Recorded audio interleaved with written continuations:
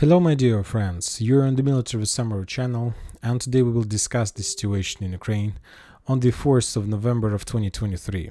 Today we have a lot of very interesting updates, so let's start. And before we start discussing the situation on the ground, I would like to discuss with you the political situation in Kiev, with the situation with Zelensky and the situation with the military authorities. You know that there are two powers in Ukraine. The first one is Zelensky and his office, and the second, a very big power is military forces. And when talking about military forces, there are two figures, two people. Syrsky, the head of infantry army, and the second one, of course, Zaluzhny, the commander-in-chief of the armed forces of Ukraine. And currently there is a media campaign in Kiev from Zelensky, that's right, from Zelensky, to make process to reduce the level of influence of these two persons, of Zaluzhny and of General Syrsky.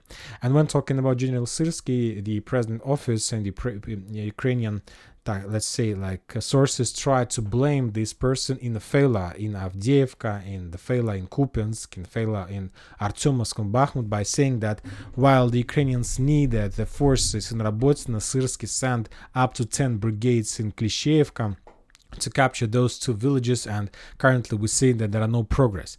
But we need to understand that this is not the main purpose, like to say that this general is very bad. The main purpose is to remove either Syrsky and Zaluzhny. But you might ask, what is the purpose to remove these two persons, like Syrsky and Zaluzhny? Why Zelensky are planning to do this? Some sources are saying that the Ukrainians are planning to start elections, president elections next year, and that either Zaluzhny and Syrsky can be the candidates for the president elections, and Zaluzhny has a lot of chances to become a next president. And but this is not the main reason why Zelensky wants to remove them from their positions. The first thing that Zelensky tried to avoid and to prevent the military coup, because either Zaluzhny, either Syrsky has the power, they have forces, and either Zaluzhny and either Syrsky can tell, I need 10,000 people. Let's say Syrsky called to someone in Kupyansk direction and told his people that he need 10,000 soldiers, and believe me, there are going to be 10,000 soldiers who will start their movement in direction of Kiev for the purpose to take the power and to arrest Zelensky. He understands this, and he understands that the Western countries are no longer want to support Zelensky for many reasons. The thing is that Zelensky made one important thing. From one side, this is very smart from his side, but from perspective of Western countries, this is very tricky. First of all, we need to understand that currently this is not the war between Ukraine and Russia. This is the war between Western countries, NATO countries, and Russia. And Zelensky made the entire situation as if he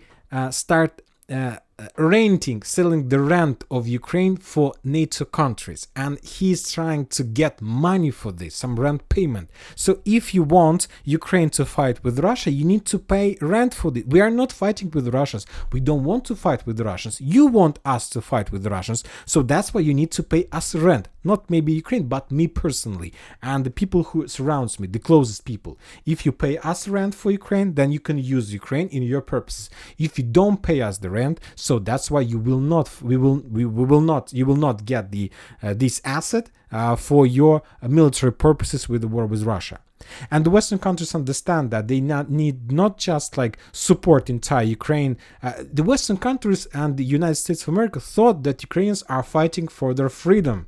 So that's why they thought that the entire model is going to be to support and help Ukrainian people in their fight with Russia, to support their willing to join European Union and the NATO.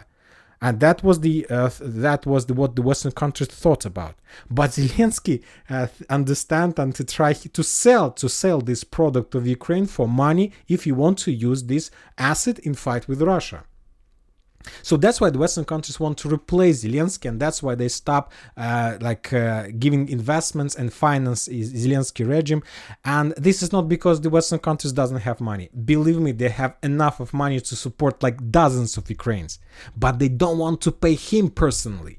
And Zelensky wants to make this structure when there is no, if there is no Zelensky, there is no Ukraine. If there is no Ukraine, there is no Zelensky.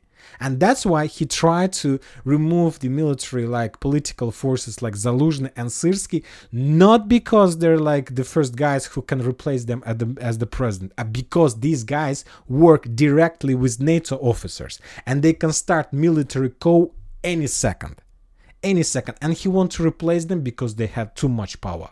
There is only, according to Zelensky configuration, there might be just one person who can have this endless power, and this is Zelensky. If there is no Zelensky, there is no Ukraine.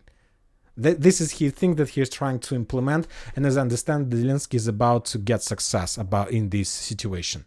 Now let's move on the ground. Today we got very interesting updates from Crimea, and the Ukrainian forces took a decision, tried to attack Crimean bridge with different types of missiles like Scalp and Storm Shadows, but the Russians managed to repel every single attack. They destroyed every single missile. Some parts of missiles fell down on some industrial area, then there was explosions, but everything is okay with the bridge. As you know, today is a very important holiday in Russian, something like Entity Day, National Entity Day.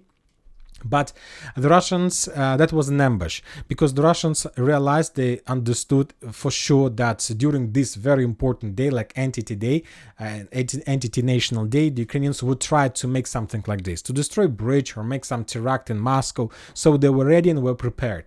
And the Ukrainians, to attack a Crimean bridge used the airfields from Dnipro. So that was like the missile, direction of missile attack. If Ukrainian missile attack, the Russians, of course, knew everything, and as a counterattack, while the Ukrainian planes was in the air, or while the Ukrainian planes, aircrafts like Su-27, Su-24 tried to make some relocations, regrouping, the Russians made a group missile strike against Dnipro and Dnipro airfield.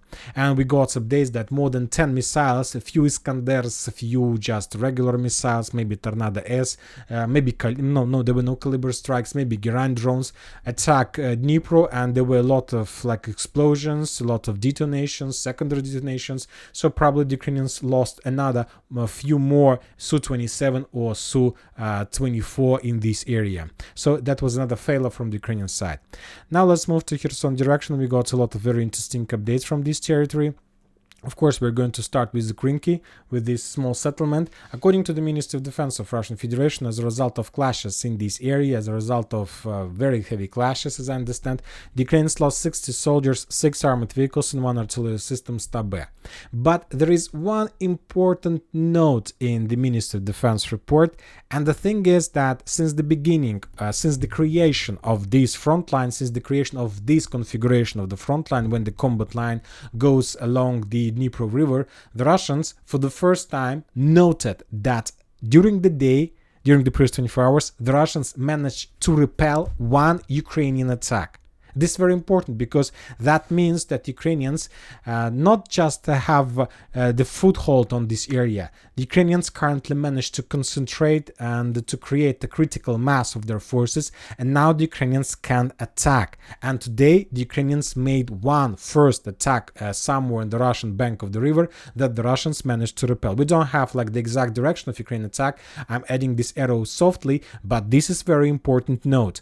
And when talking about other updates, today we discussed the ambush that the Russian forces got into. I would like to discuss with you this operation one more time for better understanding. There was lots of investigations, lot of speculations about this video, but we need to understand one important note. You see the Russian soldiers were moving along the streets that was already geolocated, and there is one important moment that I would like to you to take a look. And this is the moment.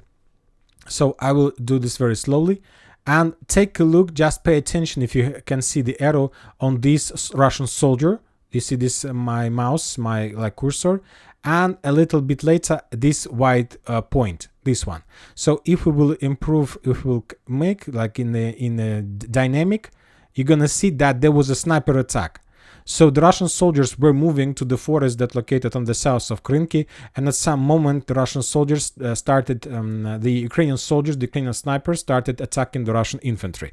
And after that, one soldier was wounded, he fell down, and maybe he was wounded in his hands or legs, and the Russian soldiers lay down on the ground trying to to protect themselves from the snipers. And so the thing is that the Russian soldiers were moving from the northern part of Krynki to the southern one, so losing this road, and they were trying to move to the forest to according to the Russian soldiers, Russian positions, but somewhere in this direction the Ukrainians started using the snipers, and they wound one soldier, and after that they managed to pin down the Russians on the ground. And after that the Ukrainians sent the FPV drones, and the FPV drones of Ukrainian forces complete the mission by destroying the Russian squad with FPV bombardments. There are a few important notes in these things. First of all, that the Russians have a lot of problems in Kherson direction. Probably the situation is critical. And the second important thing is that the Russian sniper was attacking someone from the south. That means that as a result of clashes, as a result of Ukrainian offensive operation, the Ukrainians probably managed to establish control over some area in the forest that located on the south of Krynki. And this is a very bad piece of news for the Russians. As we discussed, the main purpose and the main goal of the Ukrainians as a result of this operation is to establish control over the forests that located on the south of Krynki. And if they can do this, first of all, they will be able to hide their equipment, to hide their soldiers, to dig in deeper, to create trenches, fortifications, and to create the strongest foothold in this area. And then the Russians are going to have much more problems to force the Ukrainians to step back. So one more time, the situation develops in a critical way for the Russians. From the other side, for some reason, we continue receiving updates how the Russians are bombing and attacking Berislav, Novoberislav, Shlyakhovo, Kazatska, Dradokamyanka. So I have an opinion, I have a feeling, at least we can describe this situation in two ways. First of all, we see that, hey, the Russians, you have lots of problems in Krynki. Why are you using the most effective weapon against the Ukrainians in Berislav, Novoberislav, in completely different area in comparison with the area that you have the main problems? What is going on? Why are you doing like this? Why are you bombing Berislav while you need to focus your fire on Krynki and the bank and the islands between, let's say, Ukrainian bank of the river and Krynki? What is going on? And of course, there might be two answers to this question. First of all, maybe the Russians are completely disorganized in this area and they don't have communications with each other. There is a problem in Krynki, and one forces try to solve this issue, and there is completely different forces, air forces, who continue bombardments of Kazatsk, Berislav, trying to destroy the infrastructure, to reduce the concentration of Ukrainian forces, and so on. This is first explanation. And this is like the easiest explanation. I'm trying to say that if this option is correct, then there are no problems. So they will find create communications between different squads, and starting from tomorrow, the forces that were bombing Kazatsk, Berislav, Visfab will start bombing the Ukrainian forces in Krynki, and the situation will be resolved. But there is another option. And the option is that currently the Ukrainians have concentrated significant forces in this area, and they're sending more and more forces with the purpose to develop the foothold, to capture as much as possible territories. And that there is another concentration area of Ukrainian forces in Kazatsk, Berislav, Novoberislav, in this area, and there are much more forces in comparison with that foothold, with the previous one in Krynki, and that the Russians expect more attacks, or at least the beginning of the landing operation in this area. And this is the reason they can't move their air forces from this area, because they understand as soon as they stop bombing this territory, the Ukrainians will launch attack, and there are very high chances that as a result of this attack, the Ukrainians can penetrate the Russian defense belt and to establish a very powerful stronghold in this area. And then the Russians are going to have very bad problems and very bad days. So we'll see. Anyway, sooner or later, maybe in a week or two, we're going to understand everything, because the entire situation, anyway, sooner or later should be or fixed by the Russians, or to get some development from the Ukrainian side. About other updates, the Ukrainians published the video how they were correcting and targeting the Bayraktar drone was correcting, navigating and targeting the Ukrainian HIMARS system, and the Ukrainians were bombing the Russian positions in tundra speed. Probably this is possible, of course, this is possible direction of another Ukrainian attempt to land on the Russian side of Kherson area. They want to take this tundra speed, Kinburn speed. This is the easiest target for the Ukrainians. So we'll see, because something is going to happen. Something is going to happen in this area, and very soon. Currently, the Russians still haven't managed to solve the issues with the Ukrainian forces on their side of the Dnipro River. Now we're moving to Zaporizhzhia area. We got also very interesting details. There we got a very epic fail case from the Ukrainian side. The Ukrainians published the information that there was an area, the small village by the name of Zaporizhzhia, and the Ukrainians, the forces of 128th Mountain Assault Brigade, maybe that was like a birthday of this brigade, the date of creation or something, some anniversary, and they collect the officers of higher ranked officers and like higher ranked personnel for some kind of rewards and something like some events and with vodka and so on. And the Russians managed to discover a significant number of mobile phones in one area, and they attacked this area with Iskander, and as a result of that attack, significant number of high officers of that brigade was destroyed in the village by the name of Zaporizhzhia. So a very big epic failure from the Ukrainian side. Now we're moving to the classical Zaporizhzhia area, to the Bradley Square. We got a lot of updates, and as you can see, most of the updates are coming from the Russian side. And you know that the Russians are using very interesting tactics in this area. They have improved their skills significantly, and know that when we talk, if we're talking about the June, July, when there was like an active phase of Ukrainian offensive operation, when they were sending significant number of forces, the Russians had just one thing, just one goal, one purpose: to destroy as much as possible by direct hit, like with Lancet drones, with FPV drone strikes. They were trying just to destroy as much as possible without thinking what is going to be next. But now the Russians have improved their tactics, and now they understand, and either the Russians and the Ukrainians have improved their own tactics, their like military skills and so on. And now it is not enough to attack the Ukrainian soldiers, let's say somewhere in front of Verbova using FPV drones. It will not bring you the results, because by attacking, let's say, one Ukrainian soldier with one FPV drone somewhere, let's say in front of Verbova, the thing that you can achieve is to kill this soldier. And it will not change the entire situation. Let's say there are like 10 soldiers, 10 Ukrainian soldiers who are moving along the trenches, and using FPV drone you can kill one soldier. And then not the 10 soldiers will continue their movement, but 9. So they will bypass the dead body and they will continue their movement. So that's why the Russians currently are trying not to kill the Ukrainian soldiers on the edge line, but to wound them. To wound them, because if you can wound a soldier, that means that Ukrainians need to use up to 5 soldiers to evacuate him. Maybe 2 soldiers if there is not a very heavy wound.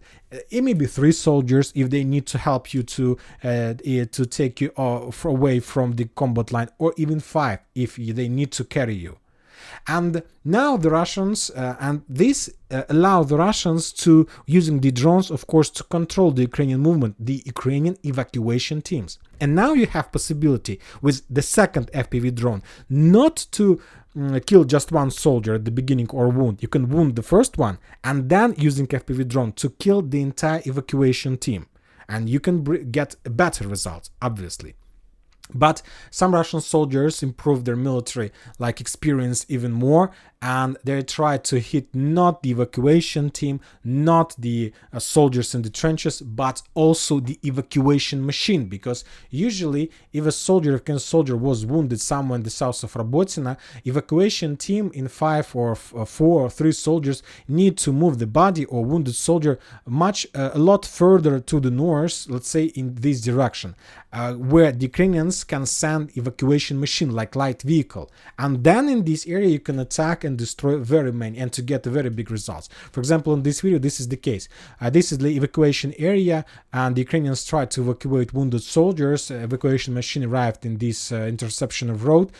The Russians were controlling and moving after the evacuation team, and when time comes, they send the coordinates and destroyed this area, and they destroyed the evacuation machine, evacuation team, and the wounded soldiers. So this is the experience that the Russians managed to get during the battle for Robotyne. So currently we can say that the most experienced defense forces of Russia currently located in this area between Kopany, Robotyne, Novoprokopovka, Verbovo, Novopokrovka. They can handle with any army in the world. They can repel any attack. They are very experienced and they know what to do, how to suppress and how to break the spirit of any offensive forces. Now we are moving to Urozhaina, to the Vremivka tactical bridgehead.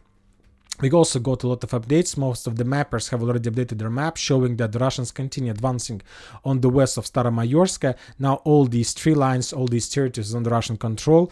And the thing is that if this information is correct, because we still haven't received any geolocated proofs of that, the Russians have already established fire control over the road that goes between Ravnopol and Staromayorsk, which means that Ukrainians lost another supply road in this area. If the Russians continue advancing in this direction, further in direction of this ray, in this supply road and closer in direction of Staromayorsk, let's add some polygons for better understanding. So if the Russians, I'm trying to say that if the Russians are able to improve their positions like this, then they will be able to cut and to establish some, let's say, fire and visible control also over the northern road that goes to Staromayorsk. And all these things reminds me and tells me that maybe the Russians are planning to attack, to counterattack in Staromayorsk and to return control over these two villages like Staromayorsk and Urozhaina. And this operation is very likely because if you remember, during the previous months, the Russians launched attack in Kupyansk, in Bakhmut, in Avdiivka, in South Donetsk direction, and the Ukrainians were forced to send a lot of reserves to these areas. Later we got update that Ukrainians have redeployed all their Marines brigades like 35th, 38th, 36 brigades to, and the 37th of course, to Kherson area, and all these brigades used to be in this area. So currently there is a very big gap in manpower and there are a lot of holes in the defense, and the Russians took a decision to use this situation and to start counterattacking. So the situation for the Ukrainians in Velyka Novoselovka is critical. They can lose everything they got during the summer offensive operation because they sent almost all of their reserves and forces to other directions to prevent the collapse of this or that front line. When talking about Avdiivka, there are no changes. There are a few important geolocations. As we discussed, the Russians continue bombing and attacking Avdiivka very heavily with all types of weapons they have. On this video, we see another attack of Ka-52 against the Ukrainian forces in Avdiivka. That's just like we are using the video to see the Russian mighty. I think that they can do whatever they like and to destroy whatever they see. The Ukrainians know the critical situation of Avdiivka. We saw a lot of videos from a lot of messages from the Ukrainian side that Avdiivka is going to fall into weeks, that Avdiivka is about to be encircled, and that's why the Ukrainian, let's say, Tsipso forces, the forces who operates with all these mental operations, media operations, start publishing significant number of videos of Ukrainian forces inside of Avdiivka. Happy Ukrainian soldiers inside the chemical plants, showing that everything is okay with us, we're ready to fight, we're going to fight. Also, we got the video about the Ukrainians from the underground tunnels. The Ukrainians are trying to say that we have... So the Ukrainians, currently this situation, chemical plant, reminds me the situation in Gaza with Hamas forces when they were saying that we're like in the underground tunnels, we expect the Israeli forces and we will do everything we want with them. So currently the Ukrainians are trying to show the same. They're trying to show that everything is okay with us, we have, and we will win. So trying to, let's say, to reduce the negative negative atmosphere about the battle of the city, because the Ukrainians are not going to give up and are not going to step back from this fortification. We got very interesting and important geolocation. The Ukrainian FPV drone attacked the Russian tank. And not just tank, but tank with demining equipment. And this video we can see the Russian tank, this is it, with demining like equipment, and the Ukrainian's FPV drone damage and probably destroy the tank. So the thing is that there are a few things that we need to note from this video. First of all, that this area is under complete Russian control according to this geolocation. The second important thing, that the Russians currently are trying to demine these fields, and the main purpose of this demining is to prepare the fields, to prepare the area for further offensive operation of the Russian force. So this is the mining fields with the fields, mine with the fields with mines, and the Russians are planning, obviously, as soon as they complete this process, to continue offensive operation further in direction of these tree lines along the railways. And the main purpose of the Russians during the next phase of offensive operation is to establish control over these like fields and over this, let's say, gray zone. If they can do this, as we discussed, they will force the Ukrainian artillery system to move further from this area, and which will also reduce the Ukrainian counter-artillery duels and Ukrainian artillery support of Avdiivka area. And furthermore, I suppose that very soon the Ukrainians will not have any artillery support if the Russians start attack in this direction. So they will be just absent of everything. When talking about Donetsk direction, as a result of clashes, the Ukrainians lost 140 soldiers. And another important updates are coming from Bakhmut direction. The Ukrainians, there are no changes on the ground, but the Ministry of Defense reported that the Russians managed to repel a lot of attacks on Kupyansk direction of 57th and 54th brigades of Ukrainian forces. This is 54th brigade mechanized brigade, and this is 57th mechanized brigade, motorized brigade. But you need to understand that the classical original place of those brigades, let's say of 54th, was Verkhnyokamyanskaya and Spornaya. That brigade was responsible for this line.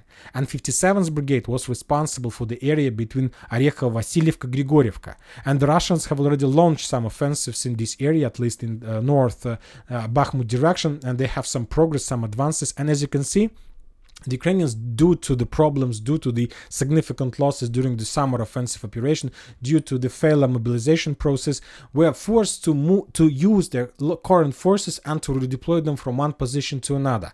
And currently, this is the second, let's say the northern Bakhmut direction is the second area where the Ukrainians have problems with manpower. There is a real gap. And the second area, critical area, is Verkhnyokamyanskaya Spornaya, where we used to see 54th Brigade, and this area, as I understand, and I expect another area of Russian activation of offensive operation due to the lack of Ukrainian forces in this area. And I expect that maybe this area is going to fall very soon without like the experienced 54th Brigade. When talking about Kupyansk Liman, this is another day of very heavy losses from the Ukrainian side. 210 soldiers the Ukrainians lost on the Kupyansk direction, and 100 losses the Ukrainians lost on Liman direction. Also, the Russians reported that they destroyed every single bridge along Oskol River, and this area doesn't have any support from the mainland anymore, at least the normal support that they used to have in the past. Another interesting update are coming from the western part of Ukraine. Today we got details of Russian attack, Iskander attack against the Ukrainian training center that was located almost on the border with Poland. And this video we see the results of strikes, significant losses, everything was destroyed. This was the polygon, the training center for Western volunteers, mercenaries, for NATO officers, and as you can see, as I understand, nothing managed to survive as a result of that strike. So the situation for the Ukrainians is critical. Zelensky expects military coup, and to reduce the chances of military coup, he took a decision to replace and dismiss Zaluzhny and Syrskyi, the most powerful and the most, powerful person in the military forces, and to replace them with other forces, other generals. So we'll see if he is able to do this, because as I told at the beginning, Zelensky doesn't see Ukraine without him. If there is no Zelensky, according to Zelensky, there is going to be no Ukraine. And that's it for today. Military Summary channel reminds to condemn any violence in the world. Thank you for watching, subscribe to my channel, put your likes to my Patreon, and have a good day. Bye bye.